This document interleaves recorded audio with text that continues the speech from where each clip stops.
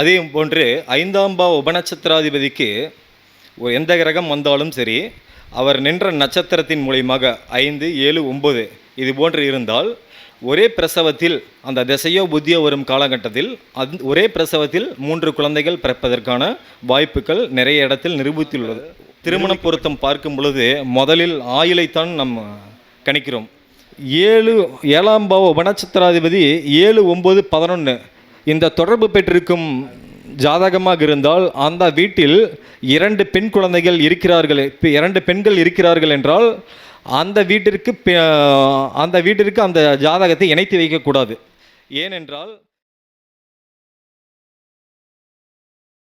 திரு சாய் சஞ்சீவ் அவர்கள் திருமண தடைக்கான காரணங்கள் அப்படிங்கிற தலைப்பில் முதல் முறையாக நம்மளுடைய கருத்தரங்கத்தில் பேச வருகிறார்.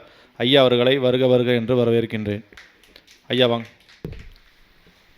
என்னை பெற்றெடுத்த தாய் தந்தையரை வணங்கி எனக்கு வேத ஜோதிடத்தையும் கேபி உயர்கணித தேவசார ஜோதிடத்தையும் கற்றுக் கொடுத்த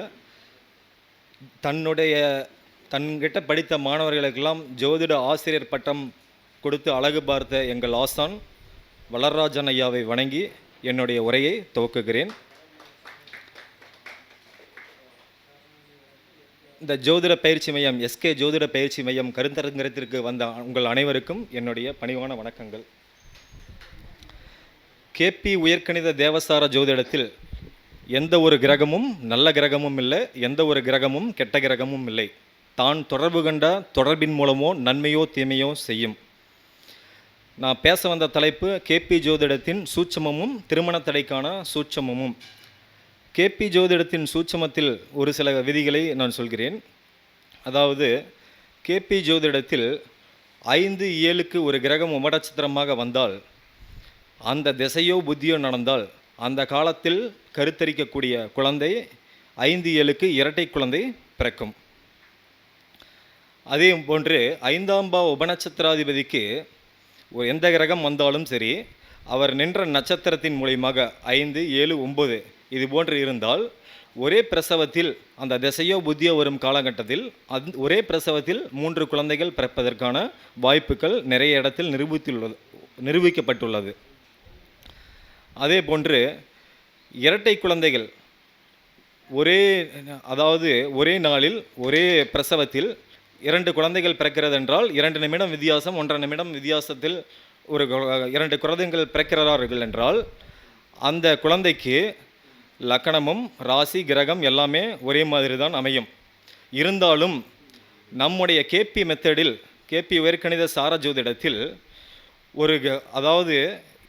நிமிடத்துக்கு நிமிடம் கிரக தொடர்புகளும் பாவ தொடர்புகளும் மாறுபடும். அப்படி பார்க்கும் பொழுது அந்த 2 நிமிட வித்தியாசத்தில் அந்த 2 குழந்தைகளும் ஒரே மாதிரியான ஆக்டிவேஷன் இருப்பதில்லை. அவர்களுடைய நிறம், உடல் பாவனை ஒரே மாதிரியாக இருந்தாலும் அவர்களுடைய தனித்தன்மைகளும் குணாதிசயங்களும் வேறுபடுகின்றன என்பதை கிரக தொடர்புகள் பாவ தொடர்புகள் மூலியமாக நிரூபிக்கப்பட்டுள்ளது. ஒவ்வொரு உதாரண ஜாதகங்கள் நிறைய இருக்கின்றன. என்னுடன் சத்தியமங்கலத்திலிருந்து ஒருவர் ஜாதகம் பார்க்க வந்திருந்தார். அவர்களுக்கு இரட்டை குழந்தைகள். இது போன்று பாரம்பரியத்திலோ இது போன்று இருந்தோ நிறைய பேர்களிடம் நான் பார்த்துள்ளேன். ஆனால் அவர்களோட இருக்கிற வித்தியாசம், ஆக்டிவிட்டீஸ்லாம் மாறுபடுது. அதை யாரும் சொல்லவில்லை, நீங்கள் துல்லியமாக சொல்லியுள்ளீர்கள் என்று சொன்னார்கள். அதுதான் நம்முடைய கேபி உயர்கணித தேவசார ஜோதிடம். அதனுடைய 1.5 நிமிடம் வித்தியாசத்தில் ஆளுங்கரங்களை செட் செய்து நாம் பலன் சொல்லும் பொழுது அதோடைய பாவகாரங்கள் கிரக பாவத்திலோ உபநட்சத்திரமோ மாறுபடுகின்றன. உபநட்சத்திரம் மாறுபடுவது என்றால் அந்த உபநட்சத்திரம் நின்ற நட்சத்திரத்தில் சில வித்தியாசங்கள் ஏற்படுத்தி தொடர்புகள் மாறுபடுகின்றன. அதன் மூலியமாக பலன்களும் மாறுபடுகிறது என்பதை தெரிவித்துக் கொள்கிறேன். அதே சமயத்தில் திருமண தடைக்கான சூட்சமம். முதலில் கேபி உயர்கணித தேவசார ஜோதிடத்தில் நாங்கள் திருமண பொருத்தம் பார்க்கும் பொழுது முதலில் ஆயுளைத்தான் நம்ம கணிக்கிறோம். ஏனென்றால் திருமணத்தில் நட்சத்திர பொருத்தம் நாம் பார்த்து பொருத்தம் குறித்து கொடுத்து விட்டால் அந்த திருமணம் என்பது அது சரியாக இருக்குமா என்று பார்த்தால் அது போன்று அமைவதில்லை. நிறைய விஷயங்கள் என்னவென்றால், திருமணம் என்பது ஒரு 25 ஆண்டு 30 ஆண்டு பந்தம் நீடிக்க வேண்டும். திருமண பொருத்தத்தில் பொருத்தம் எல்லாம் சிறந்து இருந்து ஆயுள் சரியாக இல்லை என்றால் அதில் என்ன பிரயோஜனம்? திருமணம் நடந்து ஒரு 10 வருடத்தில் கணவனோ மனைவியோ ஆயுள் பங்கம் ஏற்பட்டிருந்தால் அந்த பொருத்தம் குறிக்க வேண்டிய அவசியம் இல்லை. அதனால் திருமண பொருத்தத்தில் ஆயுள் என்பது ஒரு முக்கியமான ஒரு சப்ஜெக்ட். முதலில் திருமண பொருத்தத்தில் 7ஆம் பாவம் என்பது ரொம்ப முக்கியம். 7ஆம் பாவத்தை நாம் பார்க்க வேண்டும். அதன் பிறகு கலஸ்தரக்காரகன், ஆணுக்கு சுக்கிரனும் பெண்ணுக்கு செவ்வாயும் கலஸ்தரக்காரகன் எப்படி இருக்கிறது என்று பார்க்க வேண்டும். அதற்கடுத்தது நடப்பு திசை, நடப்பு புத்தி, யோகம், குரு 5ஆம் பாவம் குழந்தை பாக்கியம் உள்ளதா என்பதை குரு 5ஆம் பாவம். அடுத்த திசை, ஃபஸ்ட்டு முதல் என்ன திசை வருது, இரண்டாவது என்ன திசை வருது, இதையெல்லாம் நாம் கணிக்க வேண்டும். ஏனென்றால் அடுத்தடுத்து வரக்கூடிய திசை புத்திகளில் அவர்களுக்கு பிரிவை ஏதாவது ஏற்படுத்துகிறதா என்பதை நாம் முழுவதுமாக ஆய்வு செய்ய வேண்டும். இப்பொழுது ஒரு திருமணம் செய்து 5 வருடத்தில் அந்த திசை சரியில்லாத 6-12 கூடிய திசை வந்தால் அப்பொழுது பிரிவை ஏற்படுத்தும். அது போன்று இருக்கும் பொழுது நாம் திருமணத்தை பொருத்தம் குறித்து கொடுக்கக்கூடாது. அதனால் இந்த விஷயத்தில் நாம் திருமண பொருத்தத்தில் முக்கியமாக கவனிக்க வேண்டும். 25 வருடம் 30 வருடம் சிறப்பான ஒரு ஜாதகத்தை தான், திருமண பந்தத்தில் எந்த ஒரு பிரிவையும் ஏற்படுத்தவில்லை, அது போன்று இருக்கும் ஜாதகத்தை தான் நாம் திருமண பொருத்தம் குறித்து கொடுக்க வேண்டும். 7ஆம் பாவம் 1 4 7 10 இல்லது 3 6 9 12 இது போன்று இருந்தால் துன்ப கேந்திரம். 3 6 9 12 என்பது துன்ப கேந்திரம். அந்த துன்ப கேந்திரமாக இருந்தாலும் அதை உடைக்கக்கூடிய அமைப்பை தான் நாம் அந்த 7ஆம் பாவத்தை இணைக்க வேண்டும். 3 6 9 12 உடைக்கக்கூடிய பாவம் என்னவென்றால் இன்பகேந்திரம்தான் உடைக்கும். 2 5 8 11 ஒரு கேந்திரத்தை உடைக்க இன்னொரு கேந்திரத்தால் தான் முடியும். அப்போ அது போன்று தான் நம் திருமண பொருத்தத்தில் ஏற்படுத்த வேண்டும். 7ஆம் பாவம் 12ஆம் பாவத்தை தொடர்பு கொண்டாலும் அந்த திருமணத்திற்கு நாம் பொருத்தம் குறித்து கொடுக்கக்கூடாது. 7ஆம் பாவம் 12ஆம் பாவத்தை தொடர்பு கொண்டால் அது வாழ்க்கை துணை மரணத்தை ஏற்படுத்தும். முதலில் திருமணத்திற்கான வாய்ப்பையே ஏற்படுத்தி கொடுக்காது. அதே போன்று 7ஆம் பாவ உபநட்சத்திராதிபதி நின்ற நட்சத்திரம் ராகுவோ கேதுவோ இருந்தாலும் திருமணத்திற்கான தடையை ஏற்படுத்தும். அதே போல் சுக்கிரனோ இல்லை செவ்வாயோ, ஆணாக இருந்தால் சுக்கிரனோ பெண்ணாக இருந்தால் செவ்வாயோ, அவர் நின்ற நட்சத்திரம் ராகுவோ கேதுவோ இருந்தாலும் திருமணத்தில் அந்த தடையை ஏற்படுத்தும். அதே போன்ற பொருத்தம் பார்க்கும்போது 186 டிகிரியில் எந்த நட்சத்திரம் இருக்கிறதோ அந்த நட்சத்திரத்தை இணைக்கக்கூடாது. 93 டிகிரியில் இருக்கக்கூடிய நட்சத்திரத்தை இணைத்தாலும் பெரிதாக பாதிப்பு இருக்காது. 186 டிகிரி நட்சத்திரத்தில் பொருத்தம் பார்த்தால் அந்த திருமணம் நடந்துவிட்டால் அவர்கள் 3-4 வருடங்களில் அந்த உறவு பிரிக்கப்படுகிறது. இது பல எடுத்துக்காட்டு ஜாதகங்கள் உள்ளன. அவர்கள் கணவனோ மனைவியோ இறந்து விடுகிறார்கள். அதனால் இந்த ஒரு விஷயத்தை முக்கியமாக எடுத்துக்கொள்ள வேண்டும். அதே போன்று திருமண பொருத்தத்தில் எடுக்கும்பொழுது 7ஆம் பாவ உபநட்சத்திராதிபதி 7 9 11 இந்த தொடர்பு பெற்றிருக்கும் ஜாதகமாக இருந்தால் அந்த வீட்டில் 2 பெண் குழந்தைகள் இருக்கிறார்கள், 2 பெண்கள் இருக்கிறார்கள் என்றால் அந்த வீட்டிற்கு அந்த ஜாதகத்தை இணைத்து வைக்கக்கூடாது. ஏனென்றால் 7 9 11 அப்படி இருக்கும் பொழுது ஒரே வீட்டில் 2 பெண்களை திருமணம் செய்யக்கூடிய வாய்ப்பை உருவாக்கி கொடுத்துவிடும். அவர்கள் இருவரும் ஒரு ஆண் மூலயமாக இருவருமே குடும்பம் நடத்தக்கூடிய ஒரு வாய்ப்பு, அது சந்தோஷமாக இருக்கும். ஆனால் இந்த மாதிரியான கிரக அமைப்புகள் உள்ளது. இது போன்று இருப்பதை தவிர்க்க வேண்டும். ஒரு பெண் இருந்தால் அதனை பொருத்தம் எடுத்துக்கொள்ளலாம். 2 பெண்கள் இருக்கும் பொழுது அது போன்று எடுத்துக்கொள்ளக்கூடாது என்பது. அதே சமயம் 7ஆம் பாவ உபநட்சத்திராதிபதி ராகுவோ கேதுவோ வந்தாலும் இல்லது ஒரு திருமண காலகட்டத்தில் திருமணம் பார்க்கிறார்கள் என்றால், பெண்ணுக்கோ ஆணுக்கோ திருமணம் வரன் பார்க்கிறார்கள் என்றால் அவர்களுக்கு ராகு திசையில் கேது புத்தியிலோ இல்லை கேது திசையில் ராகு புத்தியிலோ வரன் பார்க்கக்கூடாது, திருமணமும் செய்யக்கூடாது. ராகு திசையில் புதன் புத்தி வந்தாலும் பார்க்கக்கூடாது. ஏனென்றால் ராகு திசையில் புதன் புத்திக்கு அடுத்த புத்தி கேது புத்தி. அந்த கேது புத்தியில் வரும் பொழுது அந்த வரன் பார்த்தால் அது வந்து அக்னியில் நடப்பது போன்று இருக்கும். ராகு திசையில் கேது புத்தியில் இருக்கும் பொழுது அக்னியில் நடப்பது போன்று இருக்கும். ராகு திசையில் கேது புத்தியில் நாம் திருமணத்தை செய்யக்கூடாது. அது செய்தால் அது பிரச்சனை ஏற்படுத்தும். சமீபமாக ஒரு 10 நாட்களுக்கு முன்னாடி வந்த ஒரு ஜாதகம். அந்த கணவன், அதாவது அந்த பெண், அந்த தாய் தந்தையர், மாமா 4 பேர் வந்திருந்தாங்க எங்கிட்ட ஜாதகம் பார்க்குறதுக்கு. கணவன் மனைவி ஜாதகத்தை கொடுத்தாங்க, பார்க்க சொல்லி இது பண்ணேன்.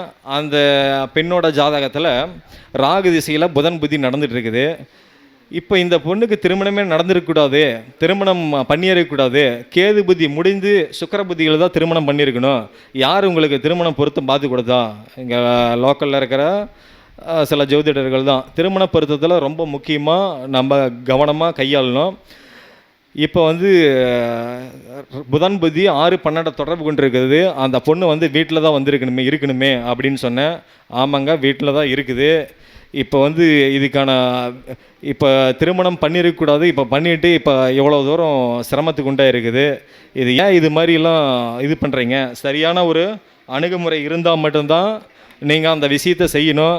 ஏனோ தானோ அப்படின்ட்டு திருமண பொருத்தத்தை குறித்து கொடுத்துட்டு இன்றைக்கி நிறைய டைவர்ஸ்லாம் வந்து இன்றைக்கி நடந்துகிட்ருக்குது.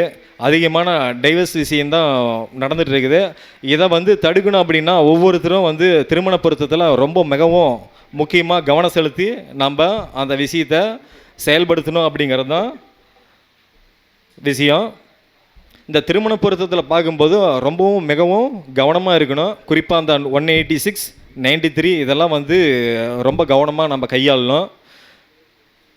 அதே சமயம் இந்த திருமண பொருத்தத்தில் நாம் என்ன பண்ணணும் அப்படின்னு கேட்டோம்னா, ஒரு தடை இருந்திருந்தால், நிறைய தடைகள் உள்ள ஒரு ஜாதகத்தை நான் வந்து தடை இருக்குதுன்னா அதுக்கு வந்து அந்த தடையை உடைக்கணும்னா எப்படி உடைக்க முடியும்?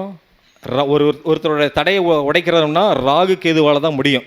ஒருத்தரோட விதியை சரி செய்யணும் அப்படின்னா ராகு கேதுவால் தான் முடியும். எப்படி முள்ளால் எடுக்கணுமோ அது மாதிரி அந்த தடையை உடைக்கணும் அப்படின்னா ராகு கேதுவால் தான் முடியும். அதற்குண்டான விஷயத்தை ரெடி பண்ணி கிட்டத்தட்ட நம்ம யோகநாத் குருஜி கிட்டேயே ஒரு 10-12 நபர்கள் அனுப்பிவிட்டு அவர்கள் மூலியமாக அந்த தடையை உடைச்சி திருமணத்தில் வெற்றி கண்டு திருமணம் நடந்திருக்குது. அதற்கு அவரே சாட்சி. அவரிடையும் வந்து நேரடியாக வந்து அந்த தம்பதிகள் வந்து நன்றி சொல்லிட்டு போயிருக்கிறாங்க. அதற்குண்டான செயல்களும் செஞ்சு கொடுத்துருக்குறாங்க. நான் திருமண தடைக்கு ஒரு 12 ஜாதகம் பண்ணியிருப்பீங்களா, ஜாஸ்தியாகவே இருக்கும், சொல்லியிருக்கிறாங்க. இதுக்கு உதாரணம் இங்கே இருக்கிறாங்க. அவ்வளவு வந்து அற்புதமான விஷயம். நம்ம கேபி உயர்கணித தேவசார ஜோதிடத்தில் எந்த அளவுக்கு நம்ம துல்லியமாக இந்த தடையை சொல்லி அதை உடைக்கிறதுக்கான வழி சொல்லி நம்ம வெற்றியும் பெற்றிருக்கிறோம். இதுக்கு உதாரணம் இவர் தான்.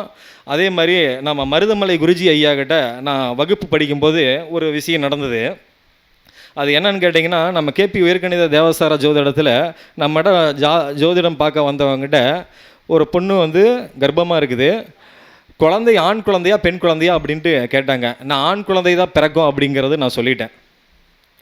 இல்லை, அவங்க அத்தை, அதாவது அந்த பொண்ணோட மாமியார் இருந்துக்கிட்டு நாங்கள் ஸ்கேன் பண்ணி பார்த்துட்டோம், பெண் குழந்தை தான் அப்படிங்கிறது சொல்லிட்டாங்க அப்படின்ட்டு சொல்லிட்டாங்க. சரி, ஸ்கேன் பண்ணி பார்த்துட்டிங்களே, என்ன டெலிவரி ஆகலையில, டெலிவரி ஆகட்டும் பேசிக்கலாம் அப்படின்னா. நான் அன்னைக்கு வந்து டெலிவரி அன்னைக்கு வந்து நான் மருதமலை குருஜி ஐயா கிட்ட கிளாஸில் இருக்கிறேன். எனக்கு ஒரு ஃபோன் கால் வருது. அந்த பையன் பேசுகிறான், ஆனால் எனக்கு வந்து பையன் பிறந்திருக்கிறான் அப்படின்ட்டு. நான் வந்து பையன்தான் பிறக்கும் அப்படின்னு சொன்னால் அவங்க அம்மா வந்து இல்லை பொண்ணு தான் ஸ்கேனில் பார்த்தாச்சு அப்படின்னு சொன்னாங்க. அந்த காலகட்டத்தில் அப்போ அவர் முன்னாடியே தான் அந்த கால் வந்து அட்டன் பண்ணி பேசுகிறேன், பையன்தான் பிறந்திருக்குது அப்படின்னு சொல்லும்போது எந்த அளவுக்கு நம்ம கேபி உயர்கணித தேவசார ஜோதிடம் துல்லியம் அப்படிங்கிறது இதன் மூலிமா தெரிஞ்சுக்கலாம். நீங்கள் ஐயாவுக்கும் அதுக்கான விஷயம் தெரியும், நினைவில் இருக்கணும் அப்படின்னு நான் நம்புகிறேன். எனக்கு வாய்ப்பளித்த எஸ்கே ஜோதிட பயிற்சி மையத்திற்கு என்னுடைய நன்றியை தெரிவித்துக்கொண்டு என்னுடைய உரையை முடித்துக்கொள்கிறேன். நன்றி, வணக்கம். அனைத்து கருத்தரங்கத்திற்கு வந்த அனைத்து பேச்சாளர்களுக்கும் என்னுடைய மனமார்ந்த நல்வாழ்த்துக்கள் தெரிவித்துக் கொள்கிறேன். நன்றி, வணக்கம். ரொம்ப சந்தோஷம். சாய் சந்தோஷ், சாய் சஞ்சீவ் மகாராஜா. அழகாக பெரிய ரொம்ப பேராக இருக்குது. அப்போ ஆளும் பெரிய மனுஷர் தான், விஷயம் நிறைய தான் இருக்கும் போல் இருக்குது. ஏன்னா பேருக்கு தகுந்த மாதிரி எல்லா விஷயம் இருக்குமா? ஸோ அற்புதமான விஷயத்தை தெளிவாக சொன்னார். ஏன்னா ஜோதிடத்தில் வெற்றி என்னென்னா நாம் சொல்லி பலிக்கிறத மிகப்பெரிய விஷயம். ஜோதிடத்தில் நம்ம யாரை எந்த முறை ஜோதிடத்தில் சொன்னாலும் சரி, பிரசனத்தில் சொன்னாலும் சரி, அஷ்டமங்கல பிரசனமாக இருக்கும், பாரம்பரிய ஜோதிடமாகட்டும், பராசர முறையாகட்டும், உலகத்தில் எந்த ஜோதிடம் சொன்னாலும் சொன்னதை விட வந்தால் தான் நம்மளுக்கு ஒரு சந்தோஷம் இல்லைங்களா? அப்போ அப்படிப்பட்ட ஒரு விஷயம் கிடைச்சி வெற்றி பெற்றதுக்கு அவரை வாழ்த்தி இன்னும் நிறைய சாதனை புரிக்கணும் அப்படின்னு சொல்லி வாழ்த்துகிறேன். இந்த பொன்னாடையை அணிவித்து மகிழ்கிறேன். ரொம்ப சந்தோஷம்.